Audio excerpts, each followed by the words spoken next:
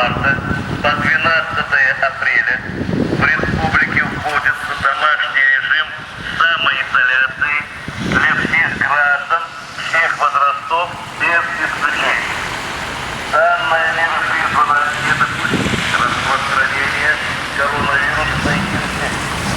Только на сегодняшний день на территории города Сыктывкара дополнительно выставлено 9 автоэкипажей ГИБДД. Автоинспекторы останавливают все подряд автомобили, проверяют наличие разрешения, которое предоставляет право передвижения по городским улицам, ну а также проверяют по спискам карантинных мероприятий, поскольку граждане, которые на сегодняшний день контактировали с заболевшими либо прибыли из-за границы, имеются в таком списке Роспотребнадзора. Если такие граждане передвигаются в автомобиль, тогда уже вызывается сотрудник Роспотребнадзора для дальнейшего сбора материала и взятия объяснений. Патрулируем общественные места в нашем городе. Значит, общаемся с гражданами, подходим, представляемся, проверяем у данных гражданинов паспорта, а также пропуски, если есть соответственно. Пропуска какие-то есть у вас? Ну, по работе.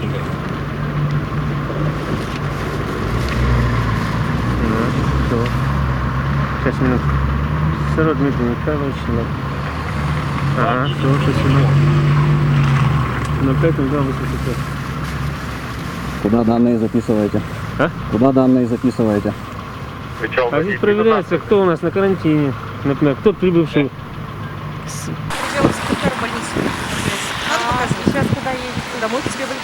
На 101 Нормально?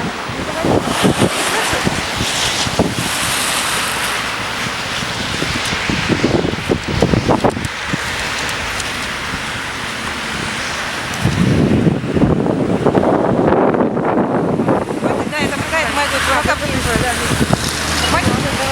Обращаем внимание граждан, что с 1 апреля ужесточилось наказание за нарушение санитарно-эпидемиологических правил. Нововведения касаются и здоровых граждан, и тех, кто уже инфицирован или находится под контролем. Например, гражданин инфицирован или находится под подозрением на коронавирус с предписанием не покидать помещение до завершения всех медицинских исследований и постановки диагноза.